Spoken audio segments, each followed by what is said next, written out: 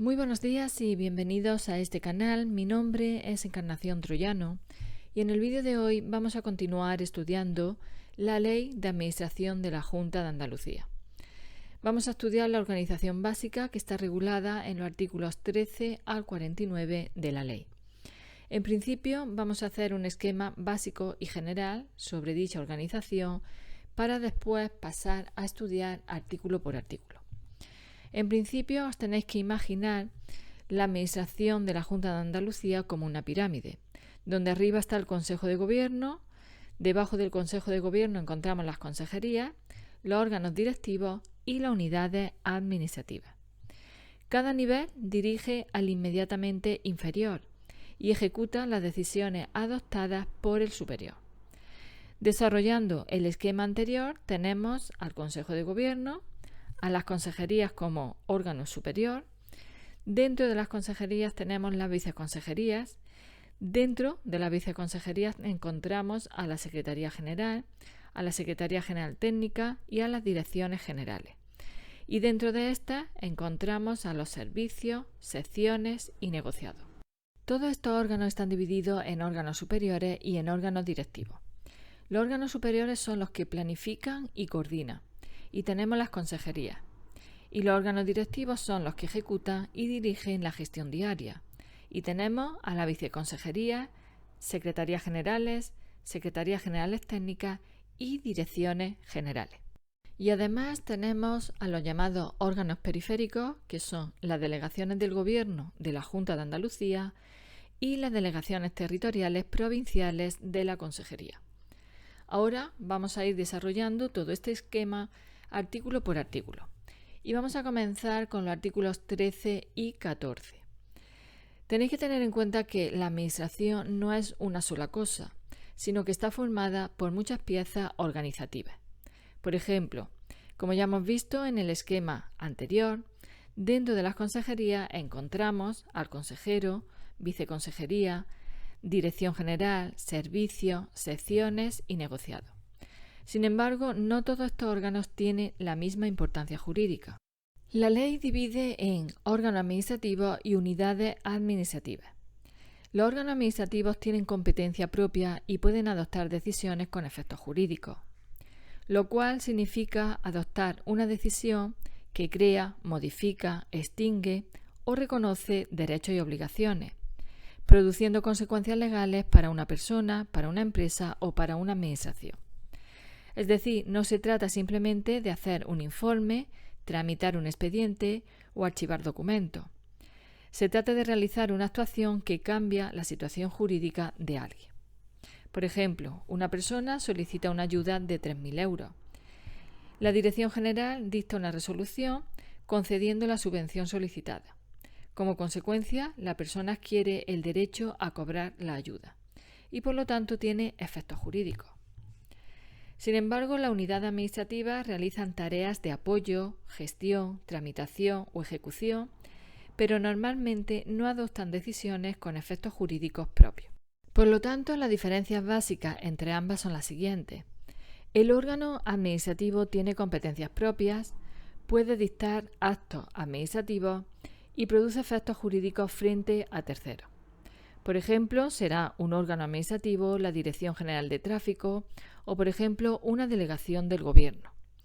Sin embargo, las unidades administrativas realizan tareas de apoyo y gestión. Normalmente no dictan actos administrativos y sus actividades suelen tener efectos internos.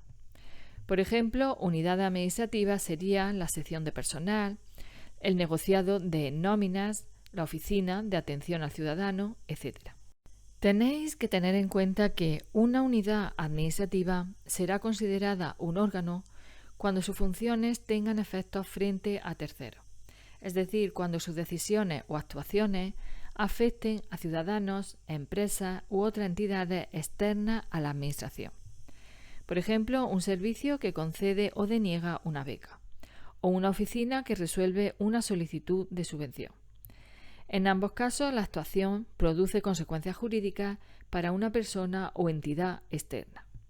Y también se considera órgano cuando su actuación tenga carácter preceptivo, teniendo en cuenta que preceptivo significa que la ley obliga a que intervenga o emita un informe antes de que pueda adoptarse una decisión. Por ejemplo, un informe jurídico obligatorio antes de aprobar un reglamento, o un informe técnico obligatorio antes de conceder una autorización ambiental. Aunque estos órganos no deciden directamente, su intervención es legalmente necesaria. Vamos a verlo con un ejemplo. Imagina una consejería de educación.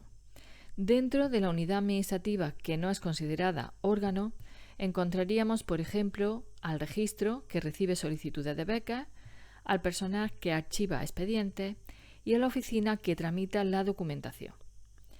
Y dentro del órgano encontraríamos al servicio de becas que resuelve si concede o no una ayuda, a la dirección general que firma la resolución y a la comisión que debe emitir un informe obligatorio antes de la concesión. La diferencia principal es que el órgano tiene competencias con relevancia jurídica, mientras que la unidad administrativa suele limitarse a tareas internas de gestión o apoyo. Seguimos con el artículo 15, que regula una figura organizativa llamada Servicio Administrativo con Gestión Diferenciada. No es una nueva administración ni un organismo independiente, sino una forma de organizar determinados servicios para que funcionen de forma más especializada o sean más fácilmente identificables por los ciudadanos. Quien decide crear este servicio especial es el Consejo de Gobierno, cuando se necesita una gran especialización técnica, cuando conviene que los ciudadanos identifiquen claramente ese servicio y cuando existen otras razones organizativas justificadas. Por ejemplo, imagina que dentro de una consejería de salud hay muchos departamentos. El gobierno podría crear un servicio específico para gestionar las emergencias sanitarias con nombre propio, organización propia y atención diferenciada. Los servicios administrativos con gestión diferenciada pueden reunir varios órganos y unidades administrativas que trabajen sobre una misma materia. Por ejemplo, dentro de una consejería de educación podrían agruparse unidad de becas, unidad de ayuda al estudio y servicio de información al estudiante, todos ellos formando un único servicio de gestión de becas. El servicio no tiene personalidad jurídica propia. Esto significa que no es una entidad separada, que no puede actuar por sí mismo como una administración distinta, no tiene patrimonio propio y no firma contratos en su propio nombre. Todo lo hace la consejería de la que depende. Por ejemplo, piensa en un hospital dentro de un servicio de salud autonómico. El hospital tiene nombre propio, tiene una organización propia y los ciudadanos lo identifican fácilmente, pero jurídicamente sigue formando parte del servicio de salud o de la consejería correspondiente y no es una administración independiente. Cuando se crea el servicio, el decreto debe indicar cómo se llama, qué órganos y unidades lo forman, qué funciones tiene y cómo está organizado. Por ejemplo, un decreto podría establecer que el Servicio Andaluz de Atención a la Dependencia está formado por el director del servicio, unidad de valoración, unidad de prestaciones y unidad de atención al ciudadano, y que las competencias, entre otras, sería tramitar solicitudes de dependencia, gestionar prestaciones e informar a los ciudadanos. Los órganos superiores y directivos de los que hemos hablado al principio de este vídeo en el esquema general que hemos realizado se encuentran regulados en el artículo 17 de la LAJA, que establece que los órganos superiores son los que marcan las grandes líneas de actuación, establecen objetivos y coordinan toda un área de gobierno. En otras palabras, decide qué se va a hacer y fija las prioridades y estrategias. Por ejemplo, en una consejería de educación, el consejero decide aumentar las becas un 20%, construir nuevos centros educativos e impulsar la digitalización de las aulas. Estas son decisiones de planificación y coordinación general. Sin embargo, los órganos directivos son los encargados de convertir esas decisiones en actuaciones concretas. En otras palabras, deciden cómo se va a hacer lo que se ha ordenado por los órganos superiores. Por ejemplo, si el consejero decide aumentar las becas, la Dirección General de Becas redacta la convocatoria, organiza la tramitación, gestiona el presupuesto y resuelve las solicitudes.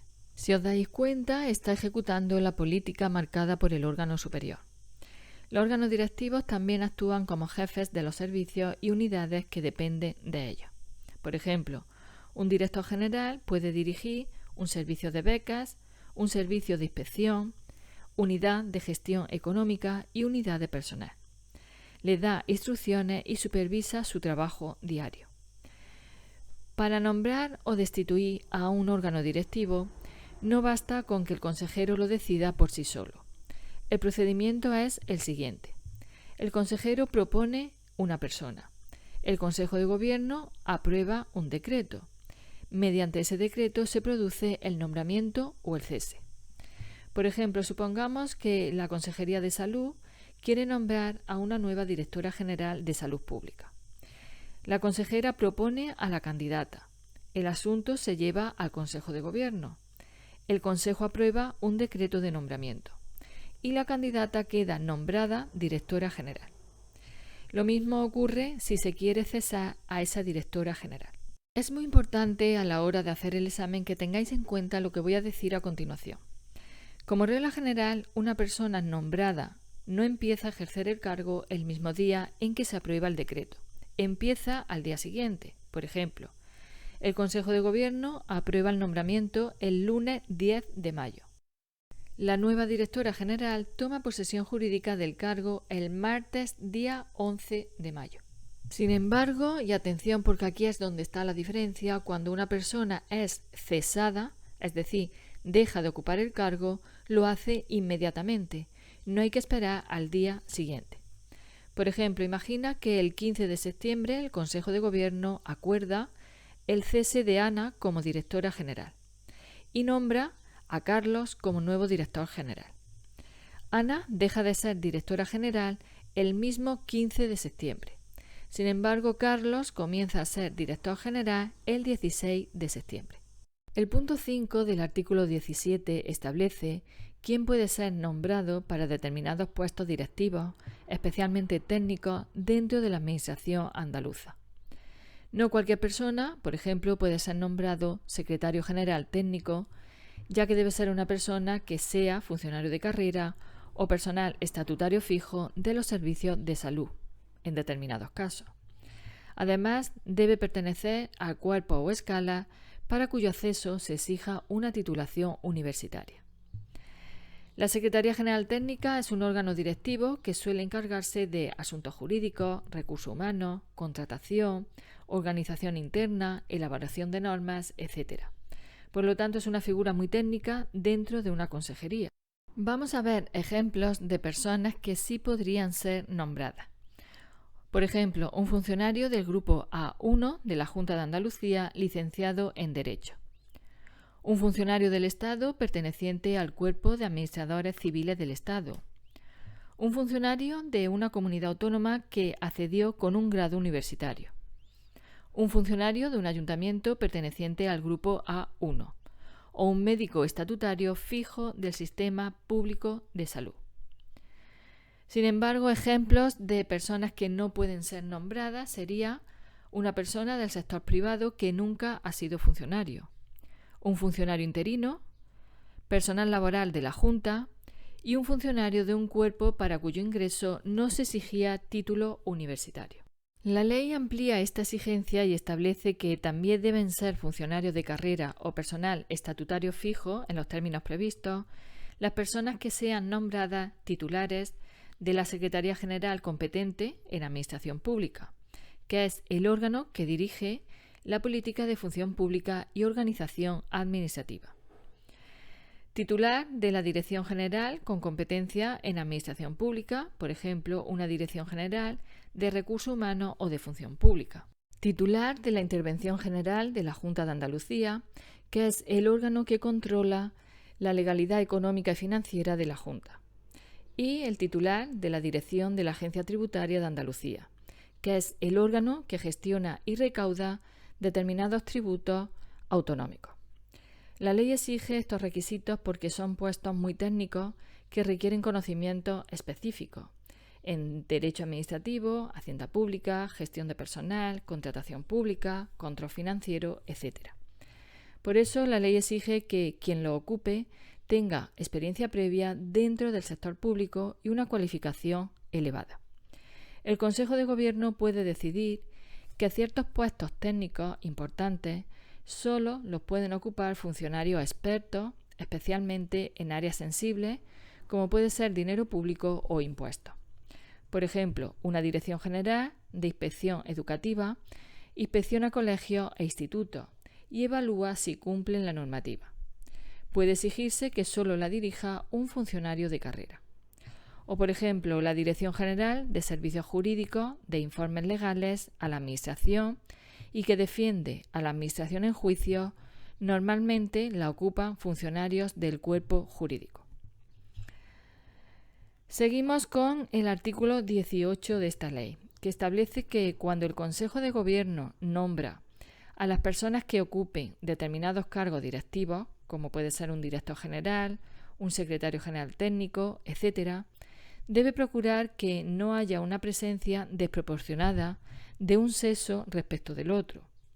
Se considera representación equilibrada aquella situación en la que las personas de cada sexo no superan el 60% ni son menos del 40% del total. Por ejemplo, si hay 10 cargos directivos, 4 mujeres y 6 hombres sería una representación equilibrada. O 5 mujeres y 5 hombres, también sería una representación equilibrada. Sin embargo, 3 mujeres y 7 hombres no sería una representación equilibrada. El artículo 19 de esta ley establece que los órganos colegiados de la Junta de Andalucía, como son comisiones, consejos, tribunales, etc., deben respetar la representación equilibrada de mujeres y hombres, es decir, que cada sexo tenga al menos un 40% de representación.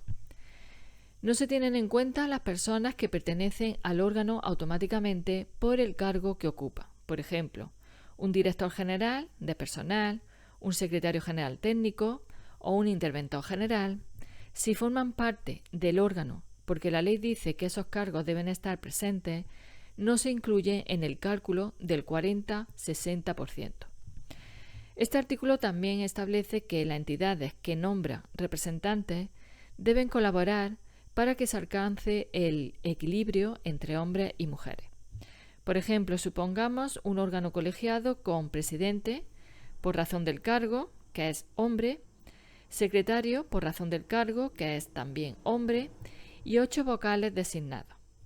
Para calcular la representación equilibrada, no cuentan presidente ni secretario, solo cuentan los 8 vocales designados. Por tanto, entre esos 8 vocales debe haber una composición equilibrada que será 4 mujeres, 4 hombres, o 5 mujeres y 3 hombres, o 3 mujeres y 5 hombres. Todas estas opciones cumplen el mínimo del 40%. El artículo 20 define qué son los órganos colegiados de participación administrativa o social. Son órganos formados por varias personas en los que no solo participan miembros de la Administración de la Junta de Andalucía, sino también representantes de otros sectores de la sociedad o de otras administraciones.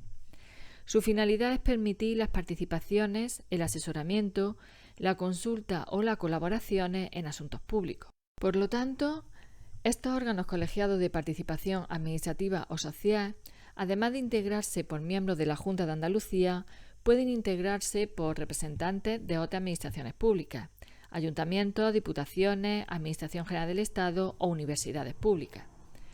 También se pueden integrar por representantes de intereses legalmente reconocidos, sindicatos, organizaciones empresariales, asociaciones de consumidores, colegios profesionales, etc. O por profesionales expertos, que son personas que participan por sus conocimientos técnicos o científicos en una materia determinada. Por ejemplo, imagina un consejo asesor sobre medio ambiente que está formado por técnicos de la Junta de Andalucía, representantes de ayuntamientos, organizaciones ecologistas, asociaciones empresariales y profesores universitarios expertos en medio ambiente. Este sería un órgano colegiado de participación administrativa o social. Seguimos con el artículo 21, que establece que como norma general, para crear un órgano administrativo nuevo, cambiar uno existente o eliminarlo, es necesario un decreto aprobado por el Consejo de Gobierno. Si se quisiera crear una nueva dirección general, no bastaría una decisión informal, habría que aprobar un decreto del Consejo de Gobierno.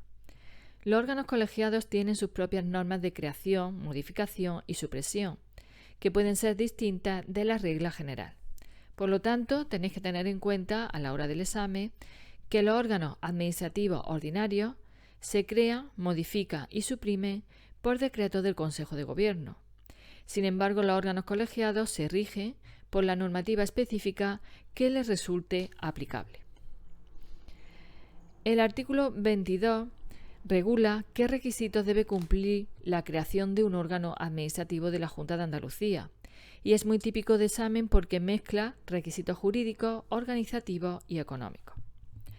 Como contenido mínimo de la norma de creación, establece que la norma que crea un órgano, normalmente un decreto, debe incluir obligatoriamente su denominación, es decir, cómo se va a llamar el órgano, y su función y competencia, es decir, debe especificar qué funciones asume, si esas funciones vienen de otros órganos, es decir, un traspaso de competencia, o si son funciones nuevas, es decir, no asignadas antes a ningún órgano. Otro requisito sería la prohibición de duplicidades.